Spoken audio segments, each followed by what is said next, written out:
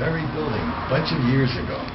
I had some photographs from Kairos here in a show, and some woman came up to me just outside and she said, how was it that some of the shamans from Kairos were here in Canyon de Chelly doing a ritual?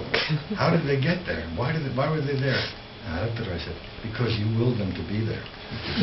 Oh, it was nasty on my part, but it was a great opportunity that some of the people from this very remote region have come out through the shaman world and the spiritual world, and they're doing rituals around here.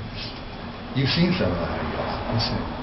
Well, the last part of this book in Kairos is one of the guys who I've known there for 50 years doing one of these offerings to the mountain gods, and he told Holly and me everything that he was doing. I've known him that long, and we wrote it all down. It's all in the book. And this complicated spiritual cosmology they have. Maybe after I get through the table of contents, I'll just describe that, and then we can chat among ourselves or something. So they thank the llamas, the animals, with chicha beer, which is, they make the animals drink the beer, and it's a very complicated, integrated system that they have there. But it's all really thanking the animals, which is thanking the gods for the help of the animals, because the animals brought the corn up from the jungle. It's a very, very complicated thing, but it's always in relation to the gods who are in the mountains and in the ground.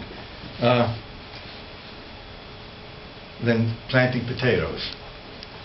Strange thing that I learned in thinking about it as I wrote this book, the staple crop of the Andes, up and down the Andes, is potatoes.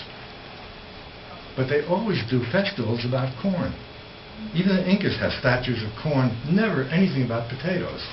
Did you ever notice that? Not until you just said that. I've not found an anthropologist or archaeologist yet who can tell me why. But it's interesting, they eat potatoes all the time. And the chicha, which is the beer made from the corn, they use that at their ceremonies. So it unleashes all kinds of spirits. But there's songs about the corn, but there's nothing about the potatoes. So I put in a whole section about the potatoes. And then there's a little section here about hydroelectricity in this very remote region that we're talking about, Kairos.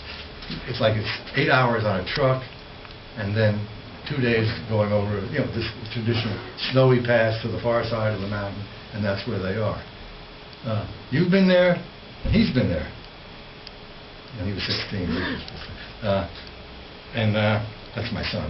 Oh, great. He forced me. So, anyhow, the last time I was there, maybe I can find the picture. This is like a